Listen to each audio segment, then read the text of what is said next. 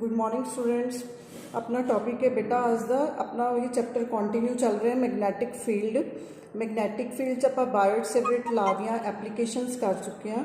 तो उन्होंने एप्लीकेशनस तो बाद नैक्सट अपना टॉपिक है force between parallel current carrying wires. तो सपोज थोड़े को अगर दो वायर्स ने दोनों वायर्स चो करंट फ्लो कर रहा है तो करंट करके ये एक दूजे ते किस टाइप की जी फोर्स है वो लगा रही ने वायर्स मीनस अट्रैक्टिव फोर्सिस ने या वो रिपल्सिव फोर्सिस ने। ठीक है, तो ये आपको देखना पेगा कि जदों कोई करंट कैरिंग कंडक्टर मतलब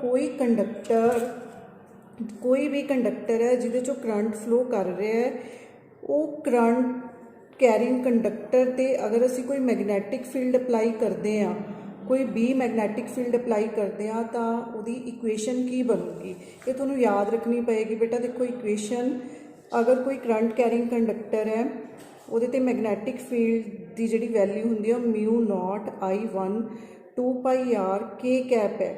ये मैगनैटिक फील्ड फस्ट वायर के लिए है, फस्ट वायर ने जनरेट किया जदों ये करंट फ्लो कर रहा है मीनस फस्ट वायर चो ये करंट करके मैगनैटिक फील्ड की जो वैल्यू है वो वैल्यू आ वाली है। हुण दैट मीनस कि इस वायर का जोड़ा मैगनैटिक फील्ड है वो किहदे ते लगूगा वो सैकेंड वायर ते लगूगा। सिमिलरली सैकेंड वायर च ओहदे करंट करके जो मैगनैटिक फील्ड प्रोड्यूस हो रहा है वो फस्ट वायर ते लगूगा। हुण देखो आप एक वायर के लिए कैलकुलेट कर लेने मीनस सपोज फस्ट वायर का आ वाला मैगनैटिक फील्ड है तो सैकेंड वायर इस मैगनैटिक फील्ड च पई है तो उत्थे जिहड़ी लगन वाली फोर्स है वो फोर्स का एक फिक्स फार्मूला है। वो फार्मूला की है कि सैकेंड वायर चो करंट कितना फ्लो कर रहा है मतलब वह करंट एलीमेंट की है मीनस I2dr करंट एलीमेंट हुंदा है वह जो स्मॉल पोर्शन तुसी चूज किया है तो जिन्ना करंट है current element cross product with magnetic field केड़ा मैगनैटिक फील्ड जो फस्ट वायर ने सैकेंड वायर ते अप्लाई करना है। इस करके अपनी DF की वैल्यू कितनी होगी देखो इत्थे आपां B की बेटा वैल्यू पुट कर रहे हैं mu naught I1 I2 2πr बन गया dr क्रॉस के कैप बन गया। हुण देखो जिहड़ा इस एक्सप्रैशन दे विच के कैप आ रहा बेटा ये एक फॉर्मूला बनता है कि जदों X डायरैक्शन दे विच करंट फ्लो करता है तो वह मैगनैटिक फील्ड है जिहड़ा वो Z डायरैक्शन दे विच हुंदा है। ये आपां बिल्कुल वैरी फस्ट आर्टिकल से उहदे विच कीता सी तो इत्थे अपने कोल DF की वैल्यू आ गई। हुण क्योंकि जिहड़ी सैकेंड वायर है फस्ट वायर है दोनों ही X एक्सिस के पैरेलल ने दैट मीनस वो स्मॉल एलीमेंट जिहड़ा हैगा dr वो की होगा dx I कैप होगा। यदा मतलब अपनी DF की वैल्यू की बन गई mu naught I1 I2 2πr dr की वैल्यू होगी dx I कैप क्रॉस के कैप I क्रॉस के की बन गया J बन गया। देखो ये फोर्स आ गई ये स्मॉल फोर्स आ गई ड्यू टू स्मॉल एलीमेंट। अगर असी कंप्लीट फोर्स कैलकुलेट करनी है तो असी की करांगे असी इहदी इंटीग्रेशन कर देंगे कंप्लीट फोर्स कढ़न के लिए इंटीग्रेशन करांगे -A टू -A+L2। ठीक है जी, क्योंकि देखो इन्हां दे जिहड़े मिड पोर्शन चूज किया सी आपां ने मिड पोर्शन करके इहदी कंप्लीट लेंथ है जिहड़ी L1 है इहदी कंप्लीट लेंथ की है L2 है। सो अगर असी चूज करिए -A to -A+L2 complete length तो इत्थे आपां अपनी F की सारी वैल्यू पुट करांगे minus mu naught I1 I2 2πr common है बाहर आ गया J कैप dx की अपनी इंटीग्रेशन होनी है dx की जो आप इंटीग्रेशन करांगे x आऊगा तो आप x दे विच देखो वैल्यूज़ पुट करांगे -A टू -A+L2 तो ये अपने को बेटा L2 बच जूगा तो minus mu naught I1 I2 L2 upon 2πr J cap बन गया।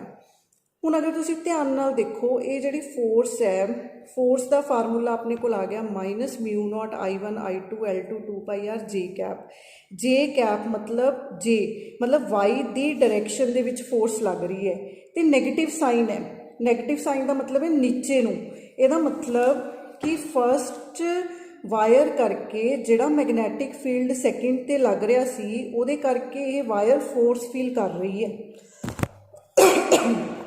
तो ये जिहड़ी फोर्स की डायरैक्शन है वो डायरैक्शन की है -J कैप क्योंकि वाई एक्सिस है माइनस जे कैप। ਇਹਦਾ मतलब ये इस वायर ਨੂੰ अट्रैक्ट कर रही है, चाहे कि दोनों ਦੇ ਵਿੱਚ सेम डायरैक्शन ਦੇ ਵਿੱਚ करंट फ्लो कर रहा है, पर रूल्स ਦੇ अकॉर्डिंग की है कि जिहड़ी सैकेंड वायर है फस्ट वायर वाल अट्रैक्ट हो रही है। सिमिलरली जो तुसी कैलकुलेट करोगे भी सैकेंड वायर ने फस्ट वायर ते मैगनैटिक फील्ड लगाया, तुसी उत्थों फोर्स कैलकुलेट करोगे तो वो पॉजिटिव वाई डायरैक्शन दे विच आऊगी। That means force between parallel current carrying wires की है कि दोनों वायर्स की करनगियां एक दूजे नूं अट्रैक्ट करनगियां। ते फोर्स असी किस तरह कैलकुलेट करनी हुंदी है, फोर्स कैलकुलेट करनी है total force per unit length. तो नीचे आपां की पुट करांगे लेंथ सैकेंड वायर दी, जे फस्ट वायर लई कढांगे तो आपां फस्ट वायर दी पुट कर दांगे। सो इत्थे अपनी फोर्स की आ गई minus mu naught I1 I2 I2 L2 2 pi R J cap. उस तो बाद ये नैक्सट बेटा डेफिनेशन है एम्पीयर की। एम्पीयर की डेफिनेशन भी आप इसे फार्मूले तो कैलकुलेट करते हैं। देखो फोर्स की होगी this minus mu naught I1 I2 2 pi R J cap. Magnitude of force की हो गया, मतलब नैगेटिव साइन छोड़ दो तुसी। हुण अगर इत्थे करंट्स दियां वैल्यू देखो, आप फोर्स का फार्मूला लिख रहे हैं, फोर्स का आप फार्मूला लिख रहे हैं mu naught I1 I2 upon 2 pi R. Mean suppose कि अगर I1 ते I2 की वैल्यू 1 एम्पीयर है, आर की वैल्यू 1 मीटर है, तो फोर्स अपनी की आ गई mu naught upon 2 pi. Mu naught की वैल्यू होंगी है बेटा 4 पाई इंटू 10⁻⁻⁷, नीचे कितना आ गया 2 पाई। तो ये जो आप कैंसल करांगे तो अपने को फोर्स कितनी आ गई 2 पाई इंटू 10⁻⁻⁷ न्यूटन बन जाएगा ये। ठीक है जी। तो इतों आप एम्पीयर की डेफिनेशन की देवांगे, आप बोलांगे कि एम्पीयर वो करंट है, 1 एम्पीयर वो करंट है जदों दो वायर्स फोर्स कितनी लगती है 2 पाई इंटू 10⁻⁻⁷ न्यूटन, तो उन्होंने बिचला डिस्टेंस कितना 1 मीटर। मतलब जदों दो वायर्स फोर्स लग रही है, देखो thus 1 ampere is that current which when flowing through each of two parallel wires 1 meter apart in vacuum produce attractive force of 2 into 10⁻⁻⁷ Newton per unit length on either wire। Clear है जी। तो इत्थे बेटा force between two parallel current carrying wires, तो इत्थों आपां नूं definition मिलती है एम्पीयर की। नैक्सट है अपने कोल ampere circuital law. Ampere circuital law की जिहड़ी स्टेटमेंट है, स्टेटमेंट देखो की है, देखो जिस तरह आप बायोट-सेवरेट लॉ किया, बायोट-सेवरेट लॉ से बेटा डिफरेंशियल फॉर्म मैगनैटिक फील्ड नूं अगर असीं कैलकुलेट करना है तो वो डिफरेंशियल फॉर्म सीगी। उसी तरह मैगनैटिक फील्ड नूं अगर आप इंटीग्रेशन फॉर्म च कैलकुलेट करना चाहते हैं, आंसर सेम आएंगे, तो आप एम्पीयर सर्किटल लॉ यूज़ करते हैं। यही इन्हां च डिफरेंस है। तो ampere circuital law states that line integral of magnetic field in free space around any closed path is equal to mu naught times the total current crossing the area enclosed by that path. Means line integral, देखो line integral over the closed path for the magnetic field B dot dr is equal to mu naught I की है total current जिन्ना उस object के विचों पास कर रहे हैं। Clear है। तो अपने एम्पीयर सर्किटल लॉ की बेटा डेफिनेशन की होगी, एम्पीयर सर्किटल लॉ की डेफिनेशन है line integral of magnetic field in free space around any closed path is equal to mu naught times the total current crossed by that object। Clear है। तो यही चीज़ बेटा हुण आपां प्रूव करांगे, इस चीज़ नूं आपां प्रूव करांगे।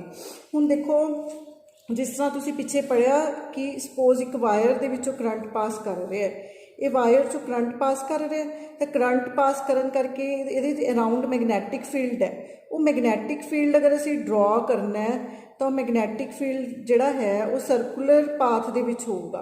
तो इसकी डायरैक्शन की होगी वो असीं थंब रूल के अकॉर्डिंग देखते हैं। देखो अगर थंब उपर, देखो ये वायर च उपर जा रहे करंट, तो जिधर नूं अपने फिंगर्स कर्ल करदियां ने उधर नूं मैगनैटिक फील्ड की डायरैक्शन होगी। क्लीयर है। तो ये एंटी क्लॉकवाइज है। अगर सपोज करो कि डाउन करंट फ्लो करता, सपोज करो डाउन करंट फ्लो कर रहा है, तो ये भी कोसेंट्रिक सर्कल्स बननगे, पर उन्होंने डायरैक्शन की होगी, उन्होंने डायरैक्शन ऑपोजिट होगी। देखो अगर डाउन है तो मेरे फिंगर्स किधर कर्ल करनगियां, इस डायरैक्शन कर्ल करनगियां, मतलब क्लॉकवाइज डायरैक्शन कर्ल करनगियां। ठीक है जी। तो ये जी मैगनैटिक लाइन ऑफ फोर्सिस असी ड्रॉ करते हैं, इन्हें यही किया कि एक ये मैगनैटिक लाइन ऑफ फोर्स ले ली, आ मैगनैटिक लाइन ऑफ फोर्स ले लिया, ये सेंटर पॉइंट है डी आर, आ magnetic field along the tangent act करता होंगे। तो कहते consider one line of magnetic force at distance A from the wire. ठीक है जी। आ वायर जो करंट पास कर रहे इस सर्कल ने सिंबॉलिकली वायर नूं लिता जी जो करंट पास कर रहे ए डिस्टेंस है first magnetic line of force की। then magnitude of magnetic field at any point this line of force is given by this one, b is equal to mu naught I 2 pi a। इस line के लिए देख चुके हैं कि magnetic field कितना होंगे म्यू नॉट आई upon 2 pi ए। तो अगर असी इहदा लाइन इंटैग्रल फाइंड आउट करते हैं magnetic field around the closed path, B dot D R लिखांगे, मैगनैटिक फील्ड दा लाइन इंटैग्रल लिखा हुआ है बी डॉट डी आर। हुण क्योंकि बी जिहड़ा है B along the tangent act करता हुंदा है, ते डी आर आपां इहदी स्मॉल लैंथ चूज की है, small length of this portion. ਇਹਦਾ मतलब बी ते डी आर ਦੇ ਵਿੱਚ ਜਿਹੜਾ एंगल बनता है वो की बन रहा है, वो 0 बन रहा है। That means B D R cos 0, cos 0 is 1, तो बी डी आर रह गया। ਇਹਦਾ मतलब ਜਿਹੜਾ ਸਾਡਾ ਇਹ इंटैग्रल है, ये इंटैग्रल की फॉर्म की बन जाएगी tau is equal to B D R. B की वैल्यू कितनी है लाइन के लिए mu naught I point 2 pi A, D R mu naught I point 2 pi बाहर आ गया, सो ये डी आर अपॉन ए बन गया। ए भी बेटा बाहर ही आ जाऊगा, ए फिक्स लै रहे हैं आप। तो डी आर की होगी, यदि लेंथ होगी, कादी लेंथ होगी डी आर बेटा आ सारी लेंथ है, ये सारी लेंथ आपको पता ही है कितनी होंगी है, ये सारी लेंथ होंगी है 2 पाई ए। तो 2 पाई ए नाल 2 पाई ए कैंसल हो गया, अपना रिलेशन की आ गया म्यू नॉट आई आ गया। इतों अपने एम्पीयर्स ला प्रूव करता कि B dot D R is equal to mu naught I बन गया। ये एम्पीयर सर्किट ला की डेफिनेशन तो वह प्रूफ है। ठीक है जी, इत्थे तक करो बेटा। नैक्सट आपां अगले लैक्चर दे विच करांगे। Thanks a lot.